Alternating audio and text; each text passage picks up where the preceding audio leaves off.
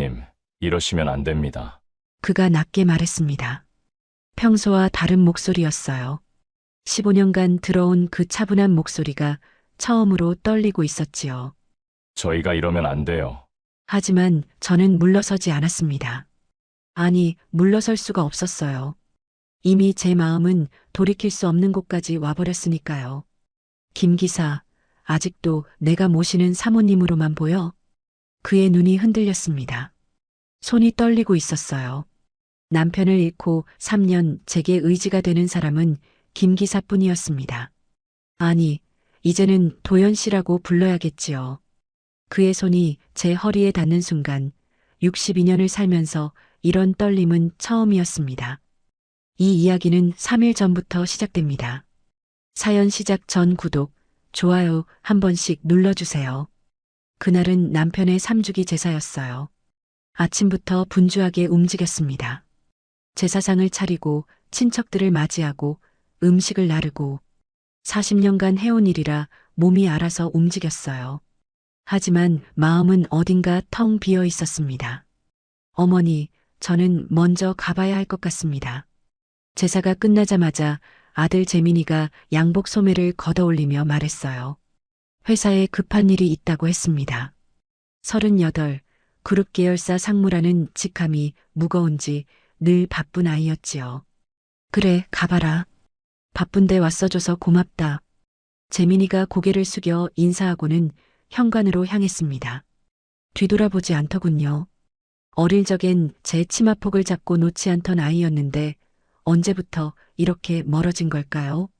딸 서연이는 해외에 있어서 영상통화로만 얼굴을 비췄습니다. 엄마, 괜찮아요? 제가 못 가서 정말 미안해요. 괜찮아, 서연아. 너 할 일 해. 화면 속 딸아이의 얼굴이 걱정스러워 보였지만 저는 괜찮다고 했습니다. 괜찮다는 말 40년간 얼마나 많이 했는지 모르겠어요. 시어머니가 구박할 때도, 남편이 밤늦게 들어올 때도, 아이들이 떠나고 집이 텅 빌 때도 저는 늘 괜찮다고 했지요. 친척들이 하나둘 떠나기 시작했습니다. 인사를 나누고 음식을 싸주고 대문까지 배웅하고 그 와중에도 저는 웃고 있었어요. 며느리로서, 안주인으로서 해야 할 일이었으니까요. 마지막 손님이 떠나고 나서야 저는 거실 소파에 털썩 주저앉았습니다. 조용했어요. 너무 조용했습니다. 200평이 넘는 이 집에 저 혼자만 남았다는 게 실감 나지 않았지요. 남편이 살아있을 때도 이 집은 늘 조용했지만 그래도 누군가 있다는 느낌은 있었거든요. 하지만 지금은 아무것도 없었습니다. 아무도요. 40년이었습니다. 22살에 시집와서 40해를 이 집에서 살았어요. 며느리로, 아내로, 엄마로. 한 번도 그냥 정의인 적이 없었지요. 시어머니 눈치 보랴, 남편 내조하랴, 아이들 뒷바라지하랴. 정신없이 살다 보니 어느새 62이 되어 있었습니다. 이제 시어머니도 돌아가시고 남편도 떠나고 아이들도 각자의 삶을 살고 있어요. 저만 이 커다란 집에 남았습니다. 도대체 누구를 위해 살아온 걸까요? 이제 남은 건 뭘까요? 눈물이 났습니다. 참으려 했는데 참아지지 않더군요. 혼자라는 게 이렇게 무서운 줄 몰랐어요.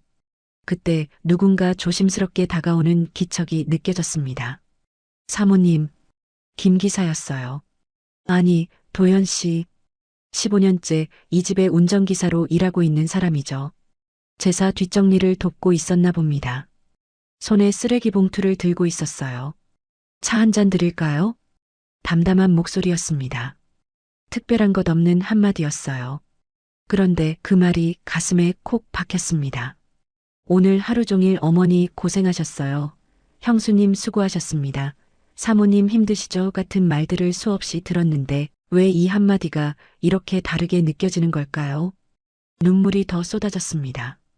참을 수가 없었어요. 손으로 얼굴을 가렸지만 소용없었죠. 어깨가 들썩거렸고 숨이 막혔습니다. 정말 창피했어요. 기사 앞에서 이러면 안 되는데 라는 생각이 들었지만 몸이 말을 듣지 않았습니다. 도연 씨는 아무 말 없이 티슈를 건네주었어요. 그리고 조심스럽게 제 옆에 앉았습니다. 거리를 두고요. 무례하지 않을 만큼 하지만 곁에 있다는 걸 느낄 수 있을 만큼 한참을 울었습니다. 얼마나 울었는지 모르겠어요. 도연 씨는 그 시간 동안 한마디도 하지 않았습니다. 그냥 거기 있어 주었어요. 억지로 위로하지도 어색하게 자리를 피하지도 않고 그냥 묵묵히 곁에 있어 주었지요. 이상했습니다. 15년간 거의 매일 봐온 사람인데 오늘따라 다르게 느껴졌어요. 그의 존재가 따뜻하게 느껴졌습니다. 마치 어두운 방에 작은 불빛이 켜진 것처럼요. 눈물이 좀 잦아들었을 때 저는 고개를 들어 그를 바라봤습니다. 54이라고 했던가요? 저보다 8살 어린 사람. 군대에서 뭘 했다고 들은 것 같은데 자세히는 몰랐어요. 15년간 같은 공간에 있었으면서 저는 이 사람에 대해 아무것도 모르고 있었습니다. 그의 얼굴을 보니 주름이 있었어요. 눈가에, 이마에. 세월의 흔적이지요. 하지만 눈빛은 또렷했습니다. 단단하고 따뜻하고 어딘가 쓸쓸한 눈. 왜 이제야 이 눈이 보이는 걸까요? 죄송합니다, 김 기사님. 꼴사나운 모습을 보였네요. 목소리가 갈라졌습니다. 도연 씨는 고개를 저었어요. 아닙니다, 사모님. 당연한 거지요. 당연하다. 그 말이 이상하게 위로가 됐습니다. 울어도 된다고, 힘들어해도 된다고 말해주는 것 같았거든요. 40년간 아무도 해주지 않았던 말이었어요. 밖이 어두워지고 있었습니다. 가을 해는 짧아서 벌써 노을이 지고 있었지요. 주황빛이 창문으로 들어와 거실을 물들였습니다. 그 빛 속에서 도연 씨의 옆모습이 유난히 선명해 보였어요. 왜 이제야 이 사람이 보이는 걸까? 같은 생각이 또 들었습니다. 도연 씨가 자리에서 일어났어요. 뒷정리를 마저 하러 가려는 것 같았습니다. 그가 돌아서려는 순간 멈칫하더니 다시 저를 바라봤어요. 사모님, 네. 오늘은 제가 좀 늦게 들어가도 될까요? 심장이 뛰었습니다. 왜인지 모르겠어요. 그냥 기사가 뒷정리를 더 하겠다는 말인데 가슴이 두근거렸습니다. 이상한 기분이었어요. 떨리면서도 따뜻한, 무서우면서도 기다려지는 그런 감정. 62년을 살면서 처음 느껴보는 종류의 떨림이었죠. 그래요. 그러세요. 제 목소리가 떨리고 있었습니다. 도연 씨는 아무 말 없이 고개를 끄덕이고는 부엌 쪽으로 향했어요. 그의 뒷모습을 바라보며 저는 생각했습니다. 이게 뭘까? 왜 자꾸 저 사람이 신경 쓰이는 걸까? 그날 밤 저는 오래도록 잠들지 못했습니다. 그날 밤 저는 천장만 바라보고 있었습니다. 잠이 오지 않았어요. 눈을 감으면 자꾸 도연 씨의 얼굴이 떠올랐거든요. 티슈를 건네주던 손, 아무 말 없이 옆에 앉아있던 모습, 돌아서기 전에 던진 그 한마디. 오늘은 제가 좀 늦게 들어가도 될까요? 별것 아닌 말인데 왜 자꾸 귓가에 맴도는 걸까요? 이불을 걷어차고 일어나 물을 마셨습니다. 창밖을 내다보니 달이 떠 있었어요. 둥근 보름달이 정원을 비추고 있었지요. 남편이 살아있을 때는 이 달을 함께 본 적이 있었던가. 기억이 나지 않았습니다. 늘 바쁘다는 핑계로 서로를 지나쳤으니까요. 다시 침대에 누웠지만 잠은 여전히 오지 않았어요. 이상하게 도연 씨 생각이 멈추지 않았습니다. 15년이라는 시간이 머릿속에서 되감기되기 시작했지요. 15년 전 그가 처음 이 집에 왔던 날이 떠올랐습니다. 그때 저는 47이었어요. 아이들은 이미 대학생이 됐고 시어머니는 건강이 안 좋아지기 시작했을 때였지요. 남편이 어느 날 저녁 식사 자리에서 말했습니다. 여보, 새 기사가 왔어. 내 군대 후배야. 믿을 수 있는 사람이니까 편하게 대해. 그때 처음 도연 씨를 봤어요. 39, 지금보다 훨씬 젊었지만 눈빛은 그때도 단단했습니다. 짧게 깎은 머리, 꼿꼿한 자세, 군인 출신이라는 게 한눈에 보였지요. 특수부대에서 소령까지 했다고 들었어요. 왜 전역하고 기사 일을 하는지는 묻지 않았습니다. 그건 제가 알 바 아니었으니까요. 잘 부탁드립니다, 사모님. 그가 고개를 숙여 인사했을 때 저는 그냥 고개만 끄덕였어요. 기사는 기사일 뿐이라고 생각했습니다. 특별히 관심을 가질 이유가 없었지요. 그렇게 15년이 흘렀습니다. 10년 전 일도 떠올랐어요. 그날은 시어머니에게 호되게 꾸중을 들은 날이었습니다. 제사 음식간이 맞지 않는다고, 며느리가 정신이 없다고, 친척들 앞에서 대놓고 망신을 주셨지요. 저는 아무 말도 못하고 고개만 숙이고 있었습니다. 40년간 그래왔듯이요. 제사가 끝나고 가려고 차에 탔어요. 도연 씨가 운전석에 앉아 있었지요. 차가 출발하고 저는 창밖만 바라봤습니다. 눈물이 날 것 같았지만 참았어요. 기사 앞에서 울면 안 된다고 생각했거든요. 그런데 차가 이상한 곳에 멈췄습니다. 사모님, 잠시만요. 도연 씨가 차에서 내렸어요. 제가 어리둥절해하는 사이 그는 어느 빵집으로 들어가더니 봉투 하나를 들고 나왔습니다. 제가 좋아하는 빵집이었어요. 가끔 지나가면서 사달라고 부탁했던 곳이죠.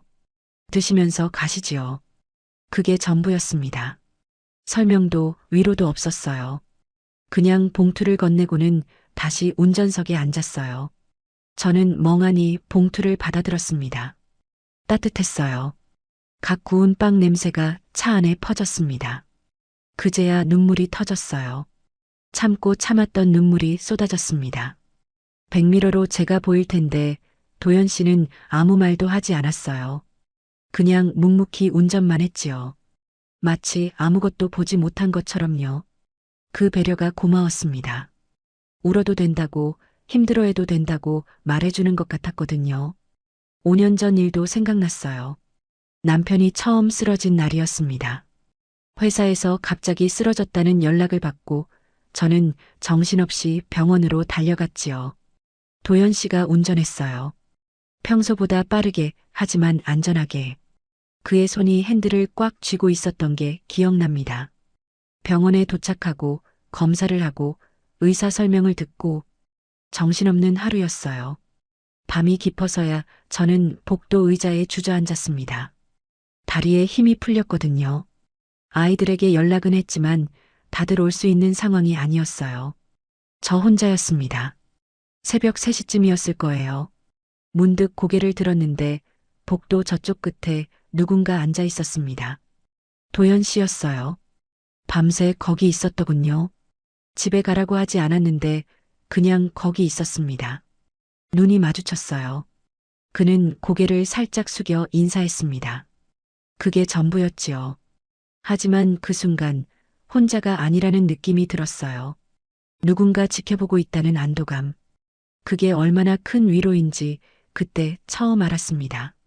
3년 전 남편 장례식 날도 떠올랐어요. 정신없이 조문객을 맞고 인사를 하고 장례를 치렀습니다. 며칠 동안 제대로 자지도 먹지도 못했지요. 모든 게 끝나고 빈소를 정리할 때 저는 갑자기 다리에 힘이 풀렸어요. 쓰러지려는 순간 누군가 제 팔을 잡아 일으켜 세웠습니다. 도연 씨였어요. 사모님, 제가 있습니다. 그 한마디가 가슴에 박혔습니다. 제가 있습니다. 간단한 말인데 왜 그렇게 든든하게 느껴졌는지 모르겠어요. 남편이 떠나고 세상이 무너지는 것 같았는데 그 말 한마디에 숨을 쉴 수 있었습니다. 이불 속에서 뒤척이며 저는 생각했어요. 15년이었구나.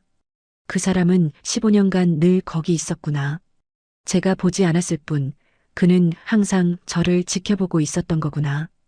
빵집으로 차를 돌릴 때도, 병원 복도에서 밤을 샐 때도, 장례식장에서 저를 부축할 때도 묵묵히 조용히 늘 거기 있었습니다. 왜 이제야 보이는 걸까요? 날이 밝았습니다. 잠을 거의 못 잔 채로 침대에서 일어났어요. 거울을 보니 얼굴이 엉망이었습니다. 눈이 퉁퉁 부어 있었지요. 세수를 하고 간단히 정리를 한 뒤 아래층으로 내려갔습니다. 부엌에서 무언가 냄새가 났어요. 이상했습니다. 집에는 저 혼자인데 누가 요리를 하는 걸까요? 조심스럽게 부엌으로 가보니 도연 씨가 있었어요. 앞치마를 두르고 계란을 부치고 있었습니다. 사모님, 일어나셨어요? 그가 돌아보며 말했습니다. 자연스러운 표정이었어요. 마치 매일 일해왔다는 듯이. 식탁에는 이미 밥과 국, 반찬 몇 가지가 차려져 있었습니다. 이게 무슨, 김 기사님이 왜 여기서? 어젯밤 늦게까지 정리하다가 그냥 여기서 잤습니다. 죄송합니다. 말씀을 드렸어야 하는데. 아, 아니에요. 그런 게 아니라 당황스러웠어요. 기사가 아침을 차려주는 상황이 낯설었거든요. 하지만 싫지는 않았습니다. 오히려 따뜻했어요. 누군가 저를 위해 밥을 차려주는 게 얼마만인지 모르겠더군요. 앉으세요. 드시면서 얘기하시지요. 도연 씨가 의자를 빼주었습니다. 저는 어색하게 앉았어요. 그가 맞은편에 앉았습니다. 둘이서 마주보고 식사를 하는 건 처음이었지요. 밥을 한 숟갈 떴습니다. 맛있었어요. 특별한 건 아닌데 그냥 맛있었습니다. 누군가 저를 위해 만들어준 밥이라서 그런 걸까요? 잘 주무셨어요? 도연 씨가 물었습니다. 저는 고개를 저었어요. 사실 잠을 못 잤어요. 생각이 많아서. 무슨 생각이요? 그냥 이것저것. 대답을 얼버무렸습니다. 당신 생각을 했다고 말할 수는 없었으니까요. 대신 저는 그를 바라봤습니다. 아침 햇살이 창문으로 들어와 그의 얼굴을 비추고 있었어요. 주름이 있었지만 단정한 얼굴이었습니다. 눈빛은 여전히 단단했고요. 문득 궁금해졌어요. 이 사람은 어떤 사람일까? 왜 결혼을 안 했을까? 왜 군대를 나와서 기사 일을 할까? 15년간 한 번도 궁금해하지 않았던 것들이 갑자기 알고 싶어졌습니다. 김 기사님. 네, 사모님. 아니, 그러지 말고. 저는 숟가락을 내려놓았습니다. 심장이 뛰고 있었어요. 무슨 말을 하려는 건지 저도 잘 모르겠었지만 입이 먼저 움직였습니다. 도연 씨라고 불러도 될까요? 그의 눈이 커졌습니다. 잠시 침묵이 흘렀어요. 제가 너무 갑작스러운 말을 했나 싶어 후회가 밀려왔지요. 하지만 도연 씨는 천천히 고개를 끄덕였습니다. 네, 그러셔도 됩니다. 그럼 저도 정이라고 불러주세요. 사모님 말고요. 이번엔 그가 더 오래 침묵했습니다. 그의 눈빛이 흔들리는 게 보였어요. 무언가 복잡한 감정이 스치는 것 같았지요. 하지만 이내 그는 고개를 끄덕였습니다. 알겠습니다. 정희 씨. 그 세 글자가 이상하게 설레었습니다. 62년을 살면서 수없이 불린 이름인데 이 사람 입에서 나오니까 처음 듣는 것 같았어요. 새로운 이름을 받은 기분이었지요.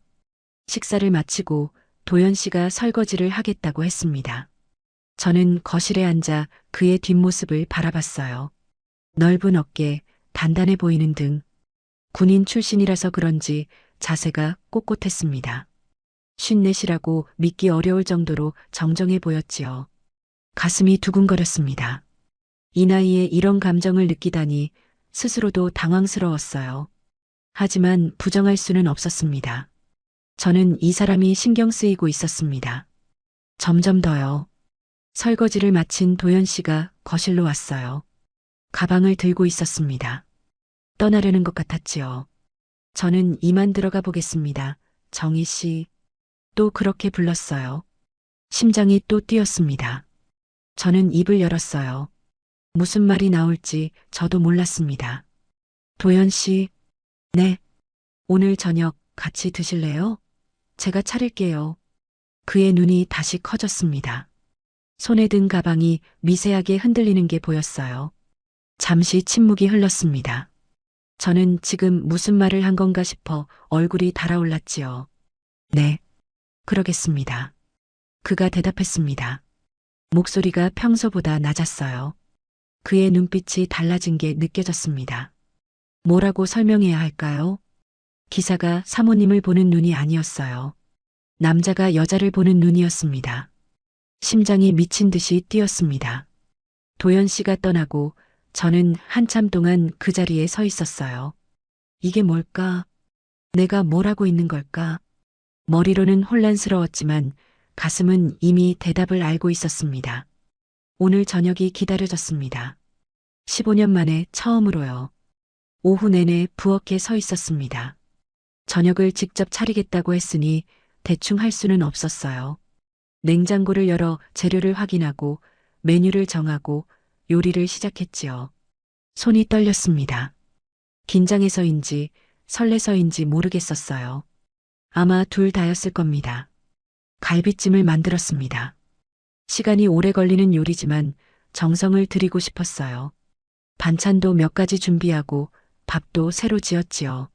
식탁을 닦고 촛불을 켤까 말까 고민하다가 결국 켜지 않았습니다. 너무 티가 날 것 같았거든요. 저녁 6시가 되자 초인종이 울렸어요. 심장이 쿵 내려앉았습니다. 거울을 한번 보고 현관으로 향했지요. 문을 열자 도연 씨가 서 있었어요. 평소와 다른 옷차림이었습니다. 기사 유니폼이 아니라 깔끔한 셔츠와 바지를 입고 있었지요. 손에는 와인 한 병이 들려 있었습니다. 빈손으로 오기가 못해서요. 그가 와인을 내밀었어요. 저는 얼떨결에 받아들었습니다. 손이 스칠 뻔했지만 스치지는 않았어요. 하지만 그 찰나의 긴장감이 온몸으로 퍼졌습니다. 들어오세요. 거실로 안내하며 저는 속으로 생각했어요. 뭘 하고 있는 거지? 기사를 저녁 식사에 초대하다니. 사람들이 알면 뭐라고 할까? 하지만 이상하게 그런 생각은 금방 사라졌습니다. 지금 이 순간이 좋았으니까요. 식탁에 마주 앉았습니다. 어색한 침묵이 흘렀어요. 갈비찜에서 김이 모락모락 피어오르고 있었지요. 도연 씨가 와인을 따랐습니다. 붉은 액체가 잔에 채워지는 소리가 유난히 크게 들렸어요. 잘 먹겠습니다. 도연 씨가 수저를 들었습니다. 저도 따라 들었지요. 밥을 한 숟갈 떴는데 목구멍으로 잘 넘어가지 않았어요. 왜 이렇게 긴장되는 걸까요? 15년간 수없이 마주친 사람인데 오늘은 처음 보는 사람 같았습니다. 맛있습니다. 도연 씨가 말했어요. 갈비를 한 점 먹고 나서였지요. 저는 괜히 기뻤습니다. 별것 아닌 칭찬인데 얼굴이 달아올랐어요. 많이 드세요. 오랜만에 만든 거라 맛이 어떨지 모르겠네요. 아닙니다. 정말 맛있어요. 그의 눈이 웃고 있었습니다. 저도 모르게 웃음이 났어요. 분위기가 조금 풀렸지요. 와인을 한 모금 마셨습니다. 목을 타고 내려가는 따뜻한 기운이 긴장을 녹여주었어요. 식사를 하면서 이런저런 이야기를 나눴습니다. 날씨 이야기, 계절 이야기, 별것 아닌 것들이요.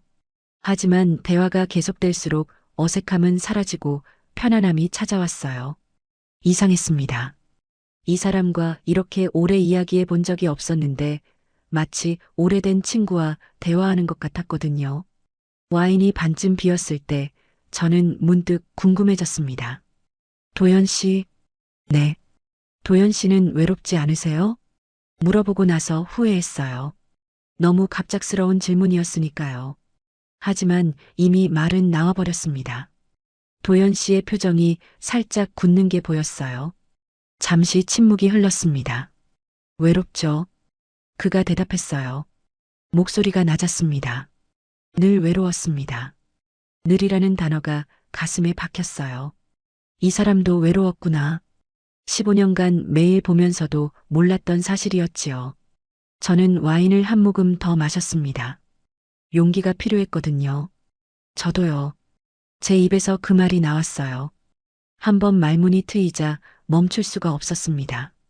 저는 한 번도 제대로 사랑받아 본 적이 없어요. 도연 씨의 눈이 커졌습니다. 하지만 저는 계속 말했어요. 40년간 아무에게도 하지 못했던 말들이 쏟아져 나왔지요. 남편은 좋은 사람이었어요. 나쁜 사람은 아니었지요. 하지만 저를 여자로 본 적은 없었던 것 같아요. 늘 바빴고 집에 와도 피곤하다고 먼저 자고 부부 사이도 의무 같았어요. 한 번도 설레거나 떨리거나 그런 적이 없었습니다. 목소리가 떨렸습니다. 하지만 멈추지 않았어요. 시어머니는 저를 며느리로만 봤고 아이들은 엄마로만 봤고 40년 동안 저는 그냥 역할이었어요.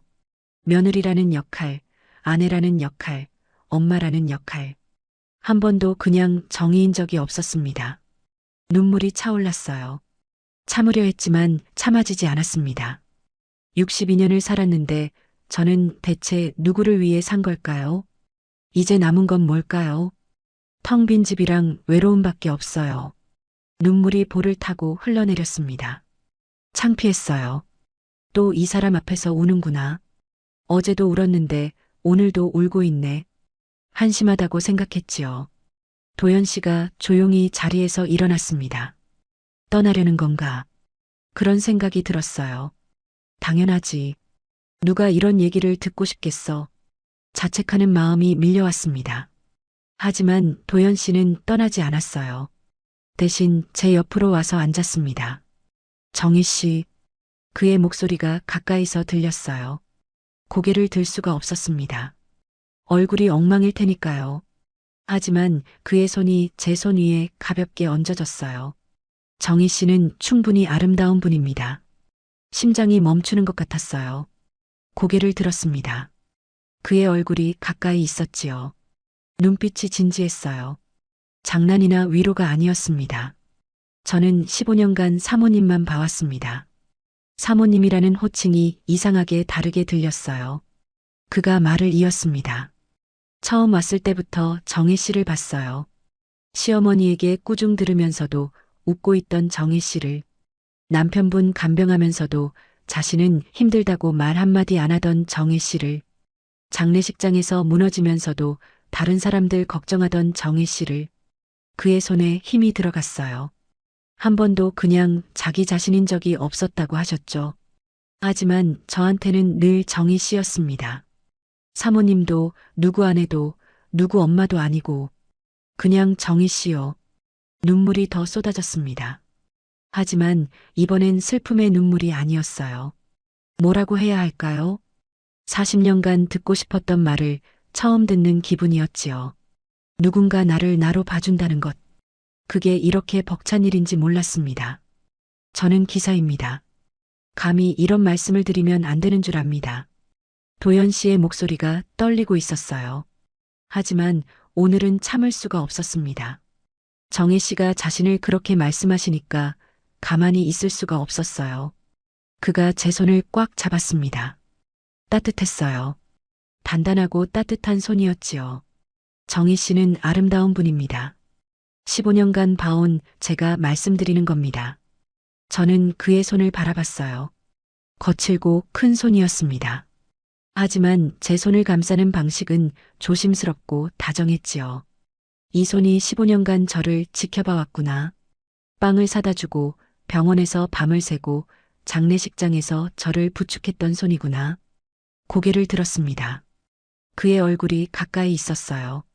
눈빛이 흔들리고 있었지요. 이 사람도 떨리고 있구나. 그 사실이 이상하게 용기를 주었습니다. 도연 씨, 제 목소리가 떨렸어요.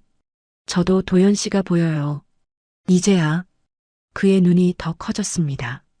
저는 그의 손을 잡은 채 말을 이었어요. 15년간 몰랐어요. 이 사람이 이렇게 따뜻한 사람인지, 이 사람이 나를 이렇게 봐주고 있었는지, 왜 이제야 보이는 걸까요? 침묵이 흘렀습니다. 하지만 불편한 침묵이 아니었어요. 서로의 숨소리가 들렸지요. 심장 뛰는 소리도 들리는 것 같았습니다. 도연 씨가 천천히 손을 뻗었어요. 제 볼에 닿은 눈물을 손가락으로 닦아주었지요. 그 손길이 너무 따뜻해서 눈물이 더 났습니다. 울지 마세요, 정희 씨. 안 울려고 하는데 안 돼요. 그럼 울어도 됩니다. 제가 옆에 있을게요. 그 말에 저는 더 이상 참지 못하고 그의 품으로 안겼습니다. 먼저 안긴 건 저였어요. 충동적이었지요. 하지만 후회는 없었습니다. 그의 품은 따뜻했어요. 단단한 가슴이 느껴졌습니다. 54이라고 믿기 어려울 정도로 탄탄했지요. 특수부대 출신이라더니 그 말이 실감났습니다. 그의 팔이 천천히 제 등을 감쌌어요. 조심스럽게 하지만 단단하게. 마치 저를 보호하려는 것처럼요. 한참을 그렇게 안겨 있었습니다. 얼마나 시간이 흘렀는지 모르겠어요. 눈물이 그치고 나서도 저는 그의 품에서 떨어지지 않았습니다. 떨어지고 싶지 않았거든요. 이 온기가 너무 좋았어요. 40년간 느껴보지 못한 종류의 따뜻함이었지요. 그가 조심스럽게 몸을 떼려고 했어요. 정희 씨, 저는 이만. 가지 마세요. 제 입에서 그 말이 나왔습니다. 생각보다 목소리가 간절했어요. 스스로도 놀랐지요. 도연 씨의 움직임이 멈췄습니다. 정희 씨, 오늘은 가지 마세요. 고개를 들어 그를 바라봤습니다. 그의 눈빛이 흔들리고 있었어요. 갈등하는 게 보였지요. 기사로서의 성과 남자로서의 감정 사이에서 흔들리는 것 같았습니다. 저는 그의 손을 잡았어요. 꽉 쥐었습니다. 15년간 혼자였어요. 오늘은 혼자이고 싶지 않아요. 그게 제 진심이었습니다. 외로웠어요. 너무 오래 혼자였지요. 이 사람의 온기가 필요했습니다. 이 사람의 체온이 필요했어요. 도연 씨는 한동안 아무 말도 하지 않았습니다. 그의 눈빛이 복잡하게 움직이는 게 보였어요. 하지만 결국 그가 고개를 끄덕였습니다. 알겠습니다, 정희 씨. 그리고 다시 저를 안았어요. 이번엔 더 단단하게. 저는 그의 품에 얼굴을 묻었습니다. 심장 소리가 들렸어요. 빠르게 뛰고 있었지요. 이 사람도 떨리고 있구나. 그 사실이 이상하게 안심이 됐습니다. 밤이 깊어가고 있었어요. 창밖으로 달빛이 들어왔습니다. 거실이 은빛으로 물들었지요. 그 빛 속에서 저희는 한참을 안고 있었습니다. 아무 말도 하지 않았어요. 말이 필요 없었거든요. 서로의 체온과 숨결만으로 충분했습니다. 이게 뭘까? 이게 사랑일까? 62년을 살면서 처음 느껴보는 감정이었어요. 떨리면서도 따뜻하고 두려우면서도 설레는. 내일 무슨 일이 벌어질지 모르겠지만 오늘 이 순간만큼은 행복했습니다. 그날 밤 저는 그 사람의 체온을 알았습니다. 한참을 안고 있다가 제가 먼저 몸을 떼었습니다. 도연 씨의 눈을 바라봤어요. 달빛에 비친 그의 얼굴이 유난히 선명해 보였지요. 15년간 봐온 얼굴인데 오늘따라 다르게 느껴졌습니다. 남자의 얼굴로 보였어요. 처음으로요. 도연 씨, 제 목소리가 떨리고 있었습니다. 올라가요. 그의 눈이 커졌어요. 제가 무슨 말을 하는지 알아챈 것 같았지요. 잠시 침묵이 흘렀습니다. 그의 입술이 움직였어요. 정희 씨, 저는 이 집 운전기사입니다. 알아요. 이러시면 안 됩니다. 저희가 이러면 안 돼요. 떨리면서도 단호한 하지만 간절함이 묻어나는 목소리. 저는 물러서지 않았습니다. 김 기사, 아직도 내가 모시는 사모님으로만 보여? 그의 눈빛이 흔들렸어요. 손이 떨리는 게 보였지요. 저는 그의 손을 잡았습니다. 꽉 쥐었어요. 15년이에요, 도연 씨. 15년간 나를 봐왔다면서요. 그 눈빛이 그냥 운전기사의 눈빛이었어요? 그가 대답하지 못했습니다. 하지만 대답이 필요 없었어요. 그의 눈이 모든 걸 말해주고 있었으니까요. 그 눈빛에는 15년간 숨겨온 감정이 담겨 있었습니다. 남자로서의 마음이요. 아닙니다. 그가 낮게 대답했어요. 오래전부터 아니었습니다. 그 고백에 심장이 뛰었습니다. 저는 그의 손을 이끌었어요. 거실을 지나 계단 앞에 섰지요. 2층으로 올라가는 계단이 유난히 길어 보였습니다. 정희 씨, 정말 괜찮으시겠습니까? 도연 씨가 다시 물었어요. 목소리가 떨리고 있었지요. 저는 고개를 끄덕였습니다. 괜찮아요. 아니, 괜찮은 정도가 아니에요. 계단을 한 칸 올랐습니다. 원해요.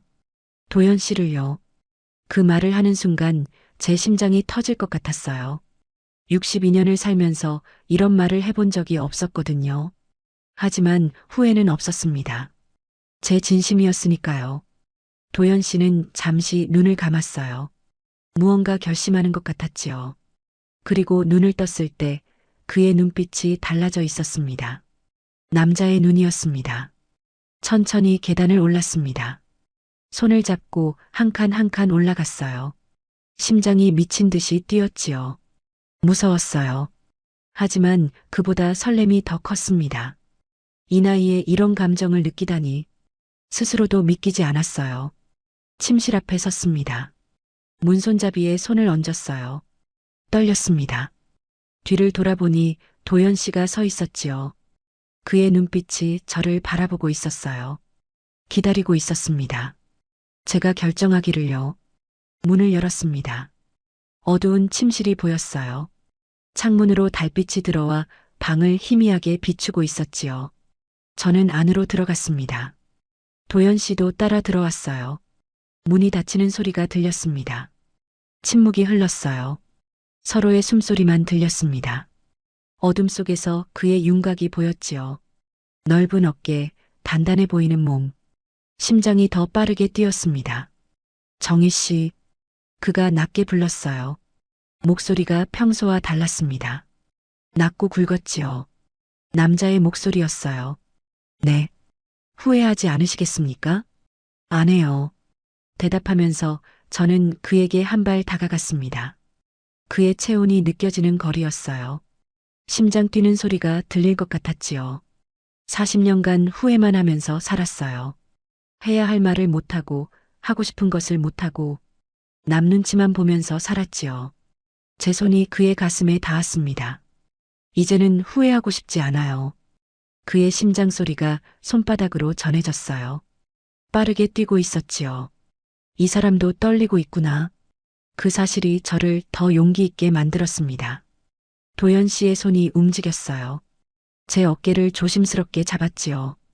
떨리는 손이었습니다. 하지만 동시에 단단한 손이기도 했어요. 정희 씨, 그가 제 얼굴을 두 손으로 감쌌습니다. 따뜻한 손바닥이 볼에 닿았어요. 심장이 멎는 것 같았지요. 예쁩니다. 정말로요. 그 말에 눈물이 날 뻔했어요. 40년간 듣고 싶었던 말이었거든요. 남편에게서 한 번도 듣지 못했던 말. 도연 씨의 눈에 비친 제가 어떻게 보이는지 알 수 없었지만 그의 눈빛만은 진심이었습니다. 62세인데요. 알아요. 하지만 제 눈에는 15년 전이나 지금이나 똑같이 예쁩니다. 그의 얼굴이 가까워졌어요. 숨결이 느껴질 정도로요. 심장이 터질 것 같았습니다. 눈을 감았어요. 그리고 그의 입술이 제 입술에 닿았습니다. 처음에는 조심스러웠어요. 마치 깨지기 쉬운 것을 다루듯이 부드럽게 닿았지요. 하지만 곧 깊어졌습니다. 40년간 느껴보지 못한 종류의 키스였어요. 남편과의 키스는 항상 형식적이었거든요. 하지만 이건 달랐습니다. 뜨거웠어요. 간절했고요. 숨이 가빠졌습니다. 그의 손이 제 허리를 감쌌어요. 단단한 팔이 저를 끌어당겼지요. 몸이 밀착되는 순간 그의 체온이 온몸으로 퍼졌습니다. 따뜻했어요. 아니, 뜨거웠습니다. 도연 씨, 키스 사이로 그의 이름을 불렀어요. 그가 대답 대신 저를 더 꽉 안았습니다. 그의 가슴이 느껴졌어요. 탄탄했습니다. 54이라고 믿기 어려울 정도로 단단한 근육이었지요. 특수부대 출신이라더니 그 말이 실감났습니다. 침대 쪽으로 물러섰어요. 발이 침대에 닿았습니다. 도연 씨가 잠시 멈췄어요. 제 눈을 바라보며 물었지요. 괜찮으세요? 네. 고개를 끄덕였습니다. 제 대답을 확인한 그가 천천히 저를 침대에 눕혔어요. 조심스러운 손길이었습니다. 마치 소중한 것을 다루듯이요. 달빛이 그의 얼굴을 비추고 있었어요. 진지한 표정이었지요.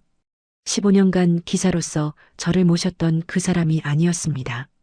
지금 제 앞에 있는 건 한 명의 남자였어요. 저를 원하는 남자. 그의 손이 천천히 움직였습니다. 조심스럽게 하지만 확실하게. 저도 그의 셔츠를 잡았어요. 손이 떨렸지만 멈추지 않았습니다. 오래 기다려온 순간이었으니까요. 아니, 기다린 줄도 몰랐던 순간이었지요. 하지만 지금 이 순간이 제가 평생 원했던 것이라는 걸 알았습니다. 서로를 느꼈어요. 40년간 몰랐던 감각이었습니다. 남편과의 부부관계는 늘 의무 같았거든요. 해야 하니까 하는 것, 느끼는 게 없는 것. 하지만 이건 달랐어요. 온몸이 반응했습니다. 세포 하나하나가 살아나는 것 같았지요. 도연 씨는 서두르지 않았어요. 천천히 조심스럽게 하지만 멈추지 않았습니다. 그의 손길이 지나갈 때마다 전율이 일었어요. 이런 느낌이 있었구나. 62년을 살면서 처음 알았습니다. 정희 씨, 그가 낮게 불렀어요. 괜찮아요? 네, 계속해요.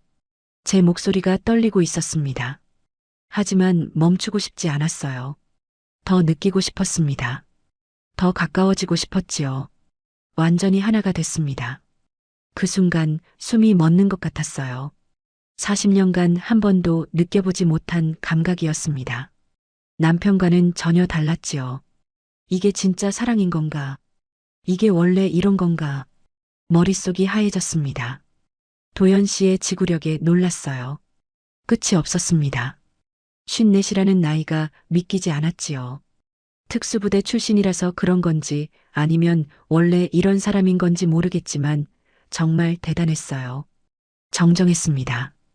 54세가 아니라 30대 같았지요.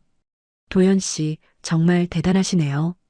저도 모르게 그 말이 나왔어요. 그가 웃었습니다. 어둠 속에서도 그의 미소가 보였지요. 정희 씨가 예뻐서 그래요. 그 말에 얼굴이 달아올랐습니다. 부끄러우면서도 기뻤어요. 누군가에게 예쁘다는 말을 듣는 게 이렇게 좋은 일인지 몰랐습니다. 밤새 함께 했어요. 시간이 얼마나 흘렀는지 몰랐습니다. 한 번으로 끝나지 않았지요. 2번, 3번. 도연 씨는 지칠 줄 몰랐어요. 저도 이상하게 지치지 않았습니다. 오히려 더 원하게 됐지요. 이 나이에 이런 감정이 있다니 스스로도 놀라웠습니다. 창밖이 밝아오기 시작했어요. 새벽빛이 방 안으로 스며들었습니다. 저는 그의 품에 안겨 있었어요. 땀에 젖은 몸이었지만 떨어지고 싶지 않았지요. 이 온기가 너무 좋았습니다. 도연 씨, 네, 정희 씨, 고마워요. 뭐가요? 이렇게 느끼게 해줘서요. 그가 저를 더 꽉 안았습니다. 대답 대신 행동으로 보여줬지요. 그의 심장 소리가 귀에 들렸어요. 빠르게 뛰고 있었습니다. 아직도 떨리는 거구나. 이 사람도 저처럼. 저야말로요. 도연 씨가 말했어요. 15년을 기다린 것 같습니다. 15년. 그 시간이 새삼 느껴졌습니다. 그가 15년간 기다렸다면 저는 40년을 기다린 셈이었지요. 40년간 몰랐던 사랑을 오늘 밤 처음 알았습니다. 이제 어떻게 되는 거예요? 제가 물었어요.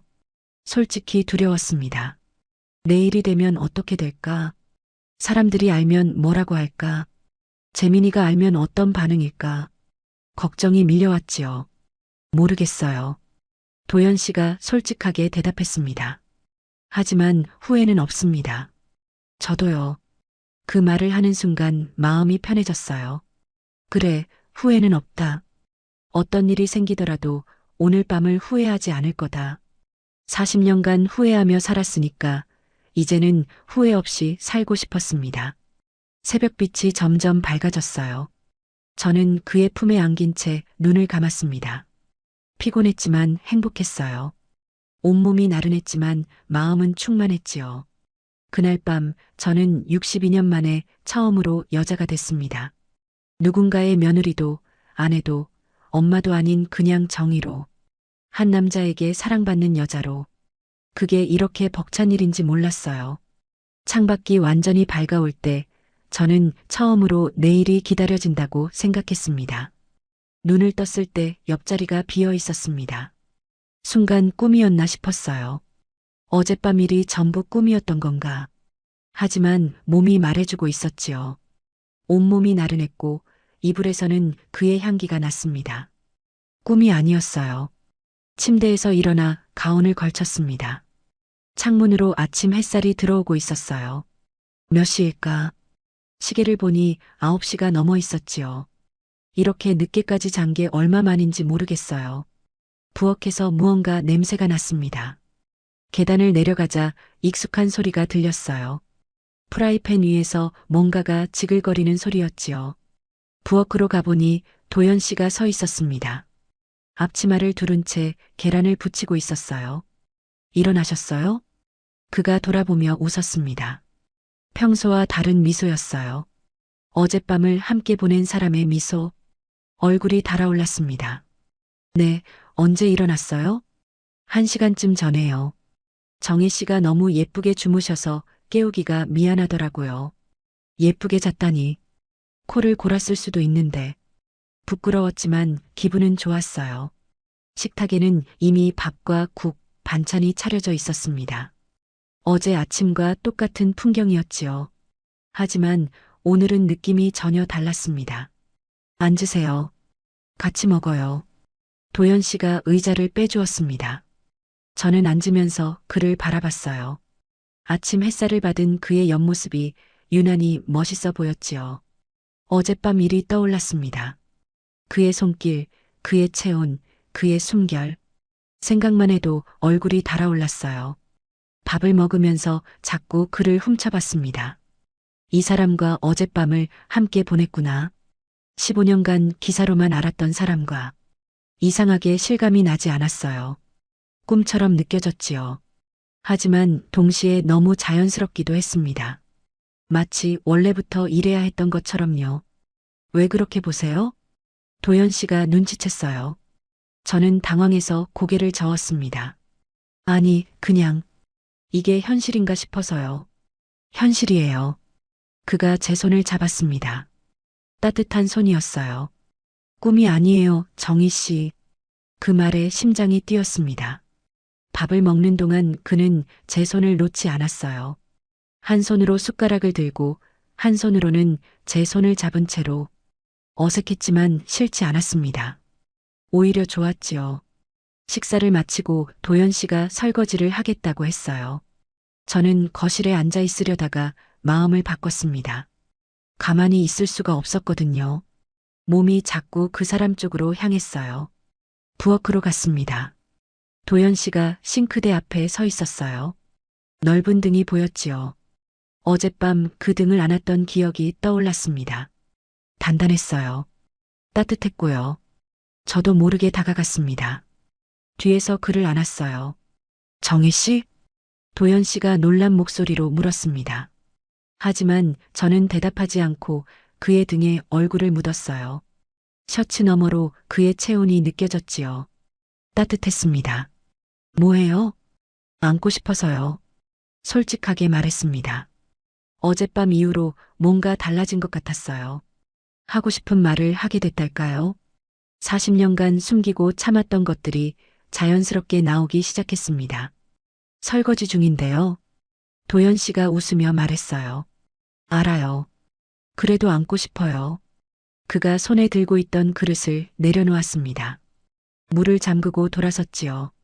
젖은 손이었지만 상관없었어요.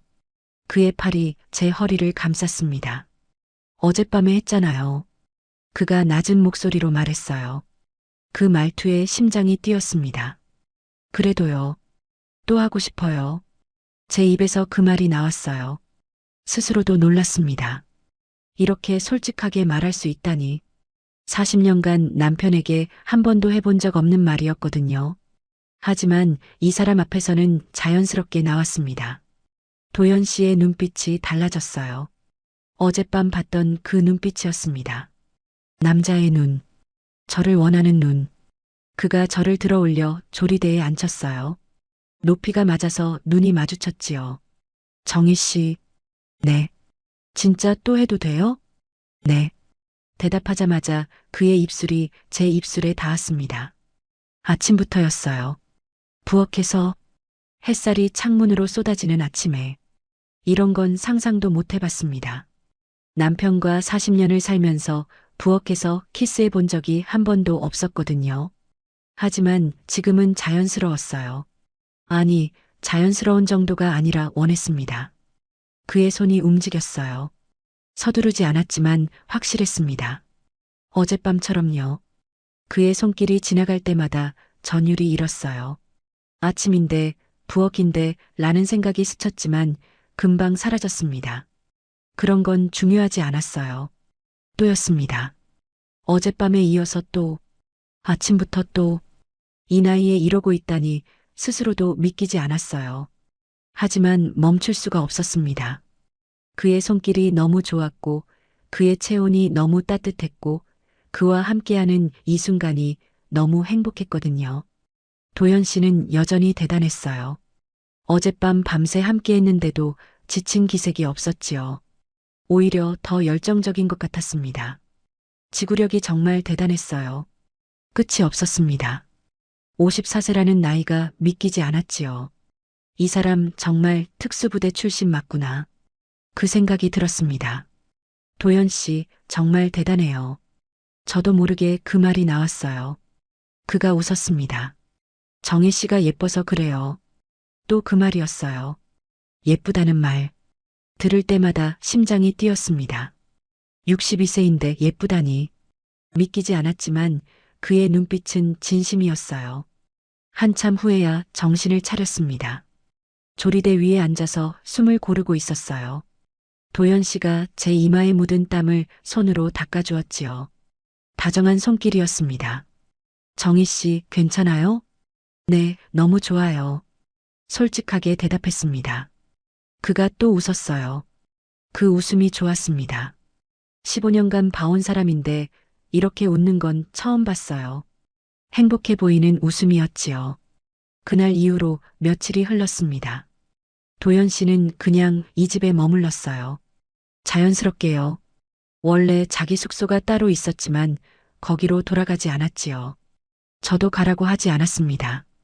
가면 안 될 것 같았어요. 매일 아침 그가 밥을 차렸습니다. 저는 그 옆에서 커피를 내렸지요. 함께 식사를 하고 함께 설거지를 하고 평범한 일상이었어요. 하지만 그 평범함이 이렇게 행복한 줄 몰랐습니다. 혼자 밥 먹고 혼자 치우던 지난 3년이 떠올랐어요. 그때는 밥 먹는 것조차 귀찮았는데 지금은 식사 시간이 기다려졌습니다. 평범하지 않은 것도 있었어요. 며칠째 매일이었습니다. 아침에도 저녁에도 어떨 때는 낮에도요. 이 나이에 이렇게 원하게 될 줄 몰랐습니다.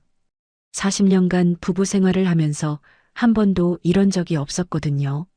남편과는 한 달에 한두 번도 하기 싫었어요. 의무 같았으니까요. 하지만 도연 씨와는 달랐습니다. 자꾸 원하게 됐어요. 저녁이었습니다. 거실에서 TV를 보고 있었어요. 도연 씨가 옆에 앉아 있었지요. 드라마가 나오고 있었는데 내용이 머리에 들어오지 않았습니다. 자꾸 옆에 있는 그가 신경 쓰였거든요. 그의 손이 제 허벅지 위에 올라왔습니다. 가볍게 얹은 것뿐이었어요. 하지만 그 손길에 온몸이 반응했지요. 심장이 빨라졌습니다. 도연 씨, 네. 오늘 벌써 두 번째예요. 아침에 부엌에서 한 번 했거든요. 그가 웃으며 대답했습니다. 알아요. 그래도 멈출 수가 없어요. 저도요. 그 말을 하는 순간 그가 저를 끌어당겼습니다. TV 소리가 멀어지는 것 같았어요. 소파 위에 눕혀졌지요. 그의 얼굴이 위에서 내려다보고 있었습니다. 정희 씨, 요즘 너무 예뻐요. 요즘이요? 네. 하루하루 더 예뻐지는 것 같아요. 그 말에 가슴이 뛰었습니다. 예뻐지는 것 같다니. 62세가 어떻게 예뻐지겠어요. 하지만 그의 눈빛을 보니 장난이 아니었어요. 진심이었습니다. 그건 도연 씨 때문이에요. 제가요? 네. 도연 씨가 예쁘다고 해주니까 진짜 예뻐지는 것 같아요. 그가 웃더니 제 입술에 키스했습니다. 깊은 키스였어요. 숨이 막힐 것 같았지요.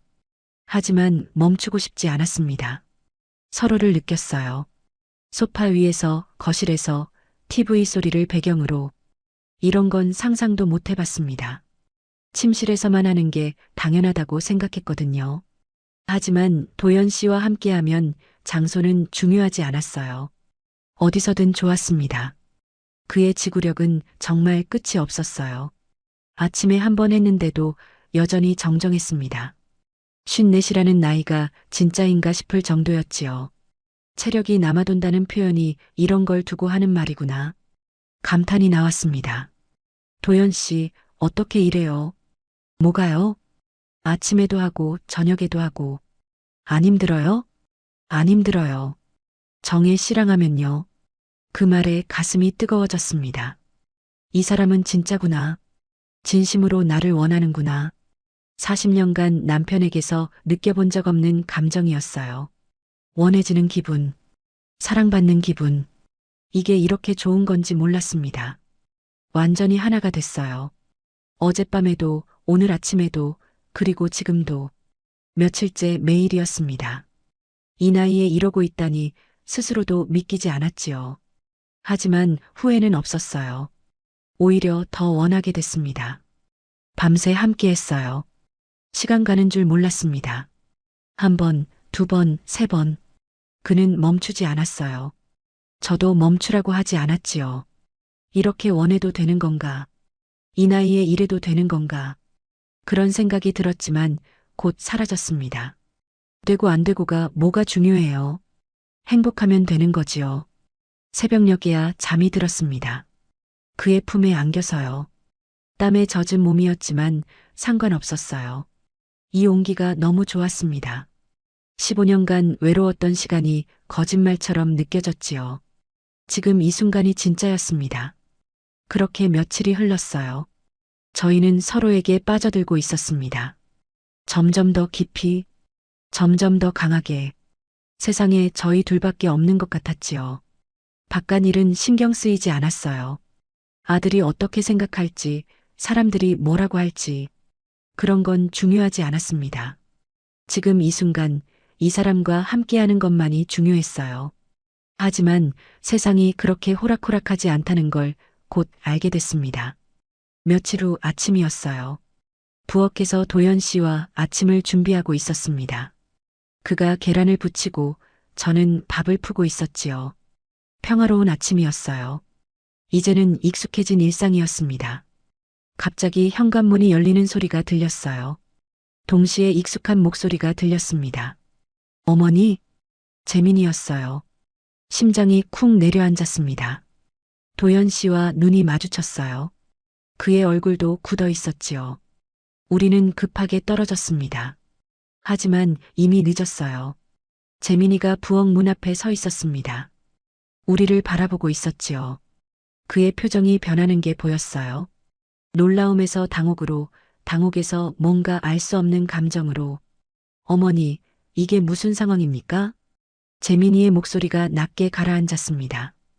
평화로운 아침이 깨지는 순간이었어요. 재민이의 눈이 저와 도연 씨를 번갈아 봤습니다. 그 눈빛에서 여러 감정이 스쳐 지나가는 게 보였어요. 놀라움, 당혹, 그리고 뭔가를 알아챈 사람의 표정. 저는 심장이 쿵쿵 뛰었지만 애써 표정을 유지하려 했습니다. 재민아, 왜 말도 없이 왔어? 어머니한테 드릴 서류가 있어서요. 그런데 그건 중요한 게 아니고. 재민이가 한 발짝 부엌 안으로 들어왔어요. 그의 시선이 도연 씨에게 고정됐습니다. 도연 씨는 조용히 고개를 숙이고 있었지요. 김 기사, 아침부터 여기서 뭐 하는 겁니까? 도련님, 저는 어머니 댁에서 아침을 같이 드시는 건가요? 앞치마까지 두르고. 재민이의 목소리가 차가워졌어요. 저는 숨을 깊이 들이쉬었습니다. 숨길 수 없다는 걸 알았어요. 아니, 숨기고 싶지 않았습니다. 40년간 숨기고 참으면서 살았으니까요. 이제는 더 이상 그러고 싶지 않았어요. 재민아, 네 어머니, 할 말이 있어. 거실로 가자. 재민이의 눈썹이 꿈틀거렸습니다. 하지만 아무 말 없이 거실로 향했지요. 저는 도연 씨를 바라봤어요. 그가 걱정스러운 눈으로 저를 보고 있었습니다. 괜찮아요. 기다려요. 작은 목소리로 말하고 거실로 갔습니다. 재민이가 소파에 앉아 있었어요. 팔짱을 끼고 저를 기다리고 있었지요.